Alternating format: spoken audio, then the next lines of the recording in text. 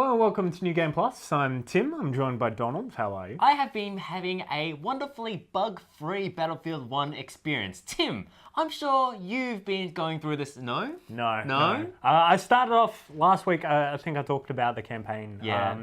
But now I've tried to play some online matches with friends and it is not working on PC.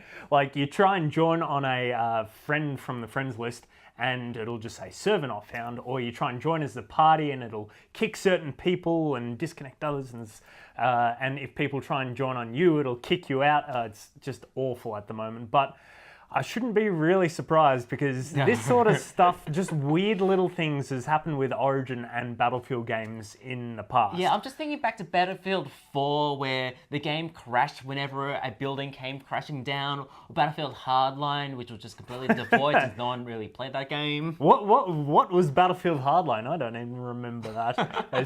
I think it was a mod or something like that. Something like that. But no, it's a shame though, given that PC has always been the home of Battlefield. Like it seems like the appropriate place to be going through this epic 64 v 64. Yeah. And even though the console have managed to emulate that fairly well, it still feels like, I don't know, like you need the full mouse and keyboard control to be able to be sniped at across the map. Yeah, I feel it's less important these days because it is geared towards that run and gun sort of play. It's not as slow and methodical as it used to be, which favoured a lot more of the mouse and keyboard.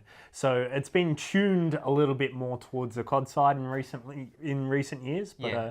It also doesn't matter given that everyone's just playing Overwatch anyway. That's true. Still, it was a good game. We liked it last week. But speaking of EA shooters and running and gunning, this week we are reviewing Titanfall 2.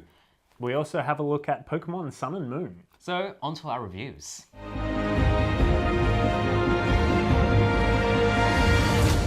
When the Xbox One launched, everyone was looking forward to Respawn Entertainment's Titanfall. And the multiplayer in that game almost met its promise, but the game just kind of fizzled not long after the fact. Yeah, I mean, I got an Xbox One maybe like a year after it launched, and I wanted to get Titanfall, but it's like there's no one. Yeah, hopefully though, Respawn still believes in the idea, and so do EA, with the release of Titanfall 2, or if you will, Jamie, Titanfall. I'm going to hit you. I swear to God, I'm going to hit you.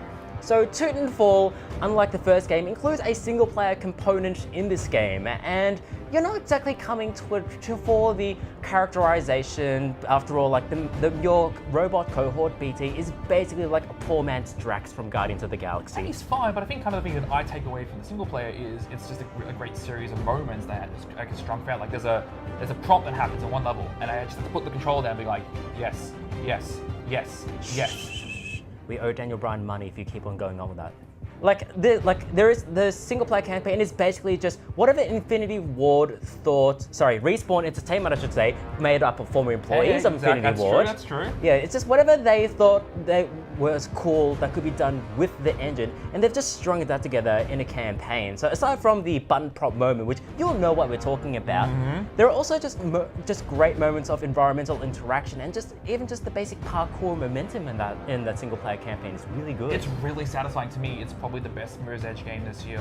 Well, let's not talk about that. It's true. I would actually, if they released a map pack of just parkour challenges, I would be all over that. Well, that's kind of the great thing is that all the DLC for this game, even the multiplayer stuff, is all free. It's all going to be completely free, which is, if you want to look for a reason to support this over Battlefield or Call of Duty, there's a reason. Yes, and just the general locomotion, even from moment to moment, even away from the parkour, just shooting people, it feels incredibly smooth, and the game runs at just a silky smooth 60 frames per second to match that, although there are some sacrifices in terms of the visual fidelity because of this. But then, of course, there is the multiplayer, which continues to be as good as the original Titanfall multiplayer, as in it is just extremely hectic. That's what I love about it. It's brutal and it's just really crazy and satisfying. Yeah, if you're coming at it from a Call of Duty perspective, you'll get killed very quickly by either someone who's running along the walls or just the myriad titans, the giant robots that dominate a lot of multiplayer matches in the second half. Yeah, that's kind of the thing I love about it. Is just if you're in a Titan, it's not the be-all end-all, because even if you're a pilot, you can still do some work. Oh, I do. Which I've done plenty of work. But my only concern with Titanfall is that the community won't stick with this game as much as Respawn Entertainment will, because the community in Titanfall 1 sort of just fell into a small but very loyal group, and currently at the moment it's kind of halfway there just because of the other games that have been released around the time. So I hope that the community will stick with Titanfall because it is a very strong game in its foundation. Yeah, I mean, honestly, I'm hoping with the promise of free DLC and the fact that it's on on the PS4 now, which is a big deal, I'm really hoping that the community can stick around for this.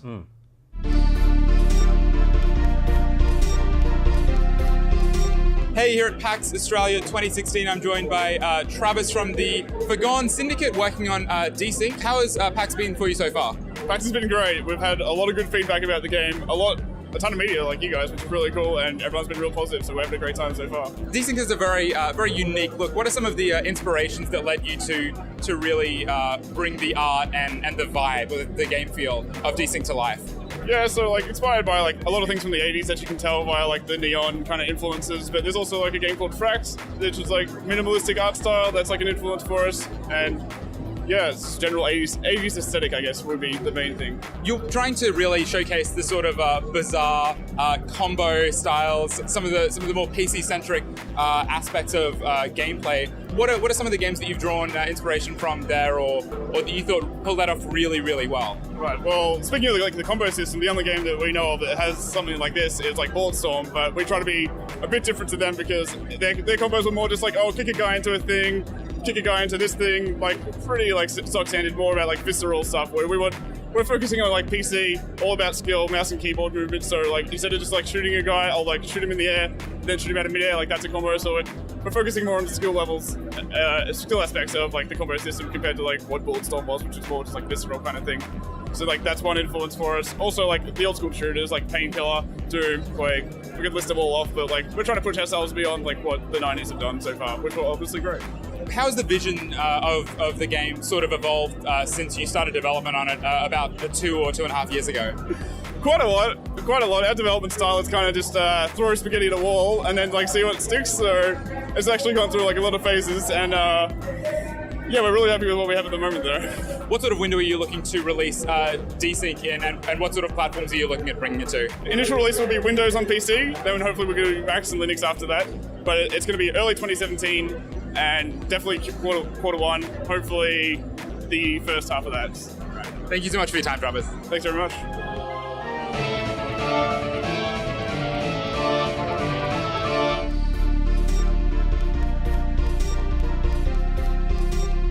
We are here in PAX Rising as part of PAX Australia 2016, where indie developers from all over the country and the world converge to show to gamers their creations, their universes. And you know what? On that universe theme, let's talk about some of the games that go to space.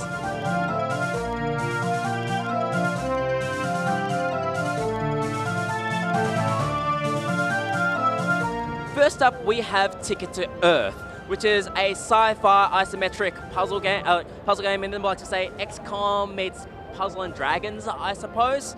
You control your character on a tile-based environment, try and move them around and take out the enemies, all to meet certain objectives. However, to move around, you have to match tiles along a path, Puzzle and Dragon style. The mechanics just work really well together so that you do feel really good, just moving around the environment, just powering up your character, and then just using your massive abilities every now and then. It seems like the game has enough depth so that it would be able to spend hours diving into it, just trying to master every mechanic, but at the same time, it does seem simple enough so that it does suit its the mobile platform that it was shown off here, so that it could prove a little distraction on the train. But sometimes you may just miss a train stop or two playing this.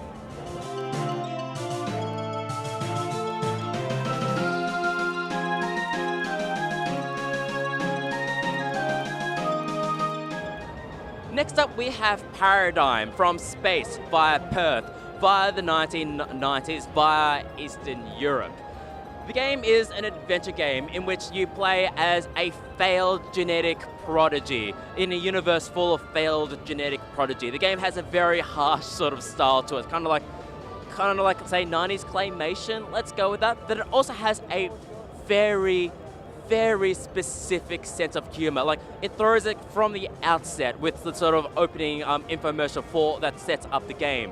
and even in the tutorial, you have the option of being taught either by human or by real-life dog, which cuts to a 10-second FMV of a real-life dog just wondering what to do in front of a computer. The game goes on from there. It also promises to include all sorts of mini games, which incorporates like dating sim mechanics, JRPG mechanics. Like, it very much is just sort of a vehicle for the developers and their specific sense of humor. But you know what? I'm kind of into it.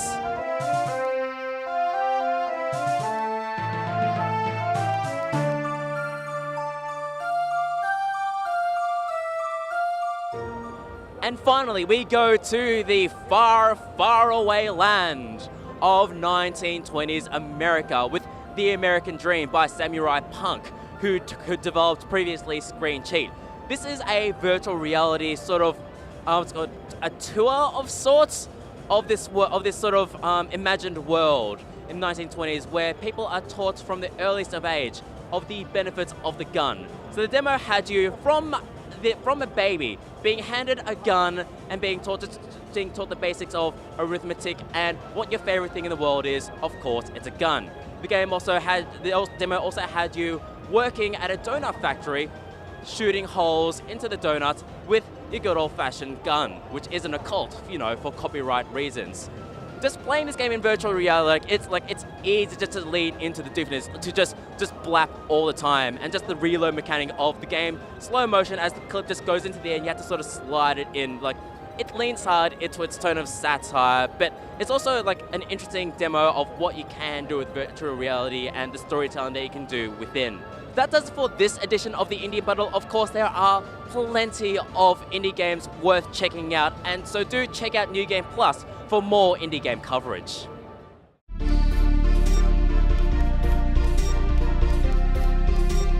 Here at PAX Australia 2016, we are at the Razer booth with Lalor, the marketing manager for Razer Australia New Zealand. How's your PAX been so far? It's been awesome. We've had lots of people at the booth, been giving away some free stuff at lead o'clock, and it's been, can't argue with anything else. What are some of the products around the Razer booth that people have been really receptive to?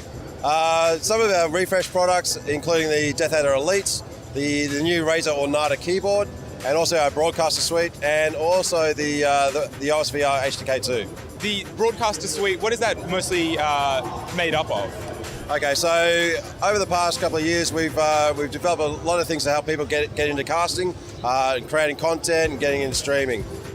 This year, we've had the last piece of the puzzle come in with our Razer Stargazer.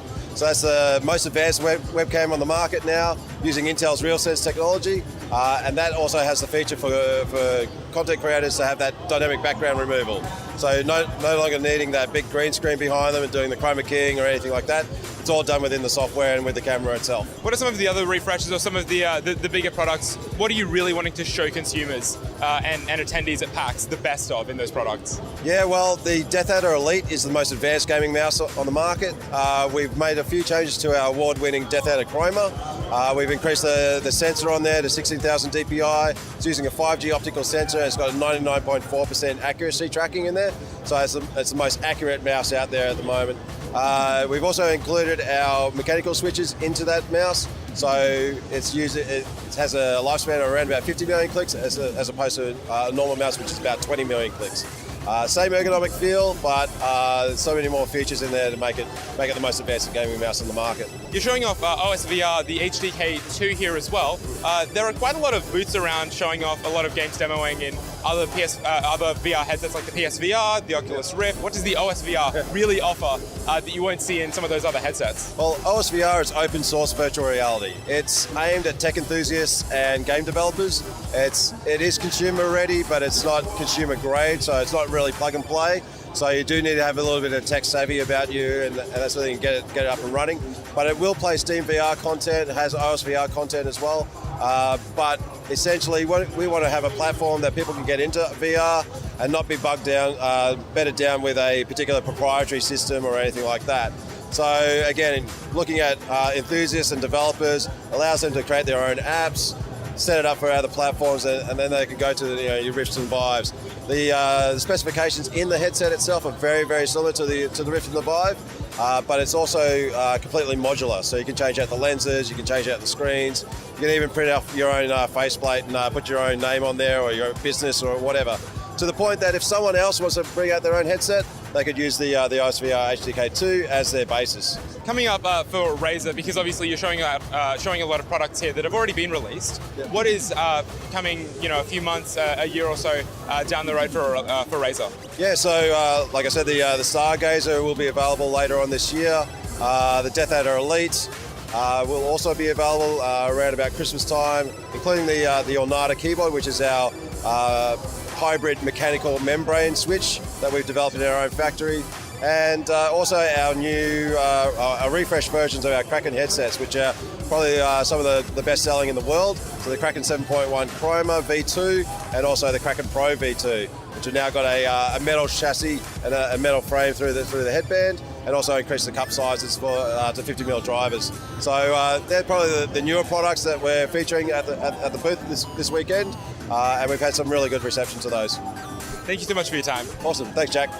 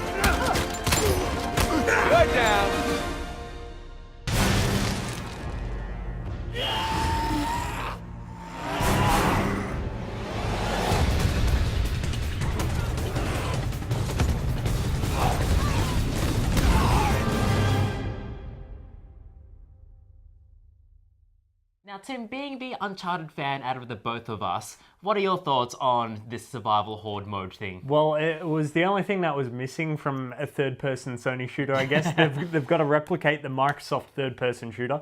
The game itself is fantastic. I loved 4, but never really touched online. Those 5 people that still play it online probably enjoy it quite a lot. And that's the thing, like, Uncharted has always had, like, a very small but a very loyal multiplayer community, which I don't quite get considering, like, I'm not a fan of Uncharted's gunplay in general, so to take out all the story and climbing, which is what I take out of Uncharted, and just have it just shooting and have 50 waves of that with pirate fire zombies along the way? Well, they didn't have the supernatural elements in the story, so usually the first 3 games had some sort of supernatural twist at the end. I think this is how they bring it back in, but I don't know. The M. Night Shyamalan twist of there was no twist this time. Yes. So I don't know. I'd probably play a bit of Horde mode. It seems like a bit of fun, but online has always been all right for Uncharted, but never great. No, so like especially like it's very much aspiring to be Gears of War, and like Gears of War Horde mode is one of the best experiences I've had in multiplayer gaming. So like if it can even get close to that, it'd be good. But there's a small chance that it might go to the other Survive game that was announced earlier this year, Metal Gear Survive, and we don't want anything like to be anywhere near that.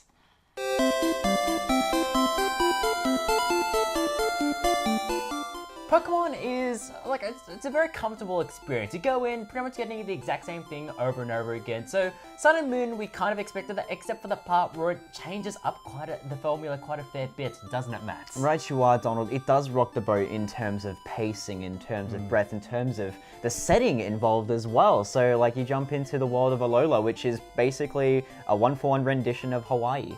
So it's definitely changed in a lot of ways, a lot for the better, and some just a little bit for the worse, but it's still a very well-rounded experience. For one, you have the Alolan setting, which it just makes the whole thing a lot more laid back. Sure, Pokemon has taken its inspirations from the real world on previous games, with X and Y being set in fake Paris, but this one, like, it just feels much more breezy, laid back and relaxing. But the battling is still pretty high octane, especially with the new Z crystals, which you get completing specific trials, not gyms, one of those big changes within Pokemon Sun and Moon, and you use those to create devastating attacks. They're essentially modifiers for your pre-existing attacks. They don't really change too much, and they're very kind of bombastic in appearance. But they're probably just as powerful as like using a super effective move. It's basically like Final Fantasy VIII's what's called GF, so you just spend like 30 seconds going summons. through alternate animation. Basically. Exactly. But on the trials, actually, instead of just grinding your way through the 8 gyms, they mix things up a little bit with these trials. So one trial you might be fighting a wall of Rattata's, basically.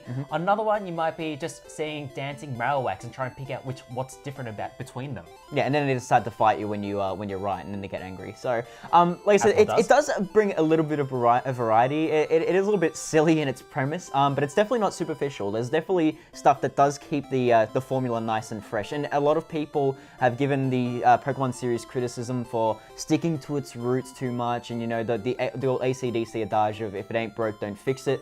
But the changes in Pokemon Sun and Moon are so welcome. I'm having the most fun of a Pokemon game since Gold and Silver. Yeah, it's just like there are even just the small things that honestly should have been incorporated into the franchise like a decade ago. But small quality of life changes, like being able to put your Pokemon straight into your party after you catch it, and the best thing of all is being able to just going into the PC and not having to click through like 5 things before actually seeing your boxes. Yeah. It's just one button, you're done. Now when I catch a Psyduck, I can instantly throw him into the box, and just that smug sense of self-satisfaction of being in control. That's just every bug Pokemon. But there is one change that is for the worse here, is the call for help mechanic. Occasionally, wild Pokemon may call for help and make it a 2 against 1 battle, but the drop rate on a successful call for help is like very regular. You get situations where you're just chaining 5 or 6 wild Pokemon in a single battle.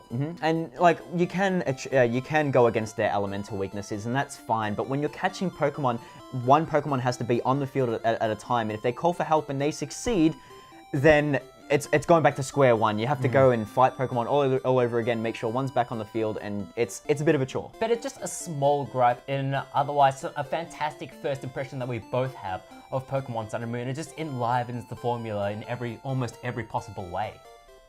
I'm personally excited for the Switch release of Pokemon Sun and Moon. Oh yeah, there was that rumor, wasn't there? Amongst the many rumors about the Nintendo Switch that have come out, actually. They've all listed on our Facebook page, so we've linked to some of the more pertinent rumors. Are you looking forward to the Switch, by the way? Yeah, I think I'll pick one up eventually.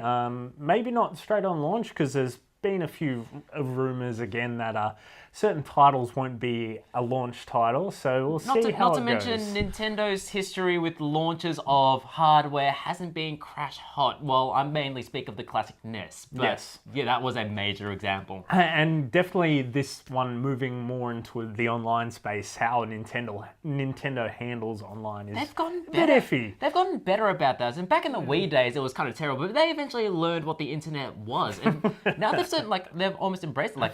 I honestly, I don't think it'll go full hog like Xbox and Sony with online streaming incorporated into it. Yeah, but they'll have some service revolving around it that isn't a pain to deal with. Hopefully they have some sort of... Is it still friend codes? No, they've moved to Nintendo IDs now. That involves just a username. Kind of like Steam, how you have a separate username and ID and account thing. No, that's good. That's good. That, or if you want Nintendo online stuff, just stick to Super Mario Runner on the iOS. Oh, God. Except for the fact that you have an Android phone. Yeah, but that's still going to make a huge amount of money. Nintendo's finally moved into the mobile space and is just making big bucks. Thankfully, they're not making big bucks out of advertising. Just based off Miitomo and based on what Super Mario Run is set to be, and that's going to be like you just pay one lump, free to start, but you pay a sizable for a mobile game fee, then presumably you get access to everything. So none of this, watch this ad for bonus coins. Yeah. None of this, energy systems or Skinner box systems. I honestly hope that there'll probably be some in there, let's face it. After all, loot boxes have been very successful for Blizzard and many other companies. Yes, they have. That is it for this week. Please visit our website, www.newgameplus.tv. Like us on Facebook, facebook.com/NewGamePlusTV. Follow Twitter and Instagram at New Game Plus TV. And subscribe to us on YouTube and Twitch. We are New Game Plus TV. One word, no spaces. Thank you, Donald. Thank you, Tim. We'll see you guys next week. Forget all the haters. Rowlet is the true Pokemon starter, by the way.